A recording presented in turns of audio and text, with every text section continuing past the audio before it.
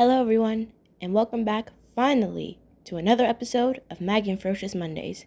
I want to apologize for having a bit of a hiatus from the series, but don't worry, we're back, and we're back to reviewing Maggie and the Ferocious Beast episodes. So, let's get into it. Today's episode is Sailing Away, our last segment from episode 7. In this episode, Maggie gets a new telescope and decides the group should go on a sailing adventure to find the mysterious secret island. Now, this episode, I really like it. If you know, just like another favorite show of mine, The Backyardigans, you know how much I love a high sea adventure. And this episode is really good, and I think it does a really good job. I especially like the little funny moments here and there with Beast and the telescope. He keeps on holding it the wrong way, which was definitely me as a kid. But it just made it more fun. I like to see things getting farther away and closer. And when he was trying it out on Hamilton, he was like, "Hamilton, come back!" And then when he held it the right way, he was like, "Great googly moogly, that's so close." And then he explains why he doesn't really need a telescope, because whenever he wants to see something up close, he just walks straight up to it, and he can see it just fine. And I also like in the episode how Hamilton, he was a bit skeptical of going in the water, especially when they were about to sail away on the ocean. He tried to pull a fast one. And try to get left behind and let Maggie and Beast just go by themselves. And then Maggie convinces him that they're safe, they have on their life jackets, and we'll be just fine. And then he finally opens up to it, but he gets a little bit of seasickness. And the animation, he has bags under his eyes. I love that. I myself have gotten a fair share of seasickness on cruises, but that was only when I was like an infant, like a baby. I used, like, up to where, like, age 11 or 12, I wore, like, these bracelets to help me either on the plane and on the ocean and on a cruise. Like, if I ever got, like, sick, these will help me. They will help me. I'll pop up a picture if I can find it, because I do not know the name of it. But me and my mom and dad, we just call them my bracelets. But I'll see if I can throw up a picture up here right now. And, I kind of stopped getting sick on airplanes and cruise ships. Although there was this one time I got sick at the airport. Not on the cruise ship. Not on the airplane. In the airport. I just had I don't know if it was due to excitement, but... Anyway, we're getting off track. But long story short, I stopped wearing them when I turned 13 or 14, I think. Maybe even 12. I don't know. But later on, they meet this bird who tries to tell them where the secret island is, but even that bird won't tell them because, like they said, it's a secret island. Nobody knows where it is. This episode came flooding back to me as soon as I saw that bird. And also there's this funny gag whenever they're on the ship, and then they're like, "To the bow!" And then they literally run to the other side of the ship when it keeps on turning different directions because of the wind. And then they literally bow. That was really funny. I like that. That was really funny. And also when they finally got to the island, it was like one of those gags where I'm pretty sure there's so much to explore on this island. And then they do one little loop, and then they're like, that's all there is on the island. It's a small island. It's really giving me, please, somebody tell me, who remembers the show Peep in the Big Wide World? Who remembers? Because that show, I loved it. I watched it religiously, and sometimes I go back to it sometimes. It's so much fun. I like it. I really like it. I do.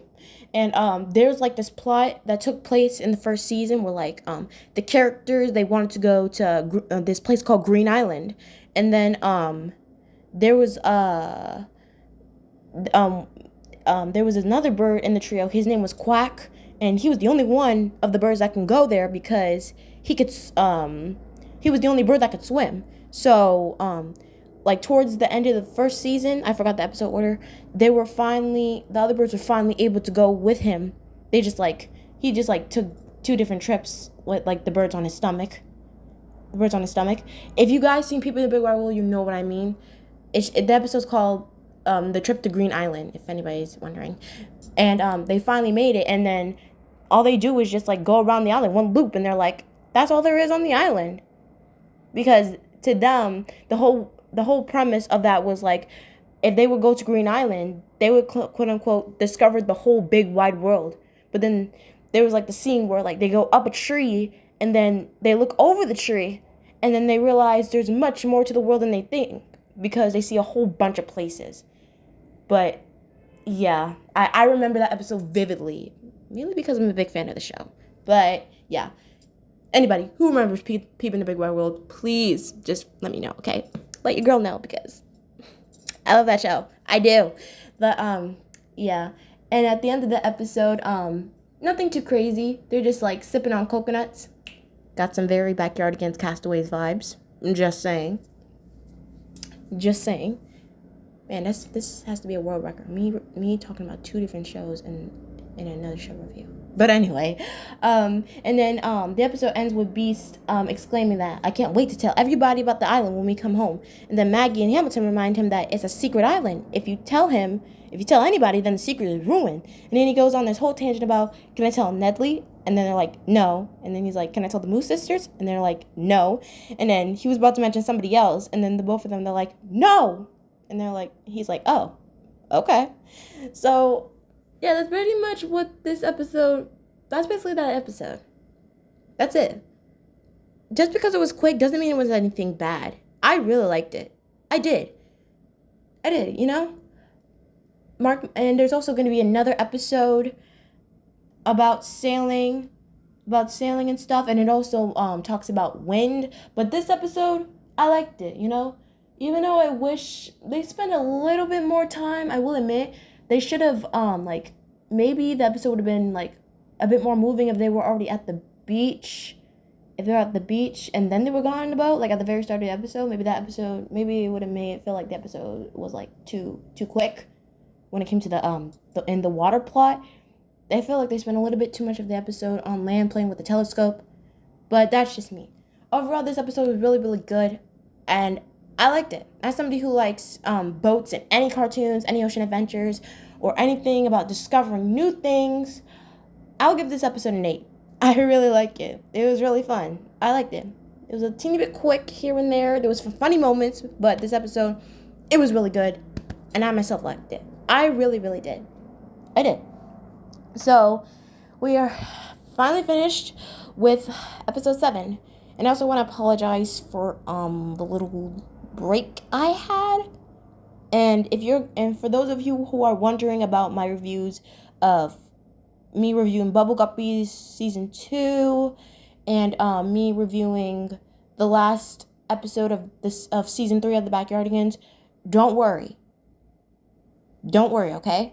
Because luckily your girl will be on break on Wednesday, so I'll be able to record both of those reviews, and they'll be out Friday at noon. Not on the dot, but definitely at noon. I'm going to try and aim for like 12:30, between 12:30 and 1:30.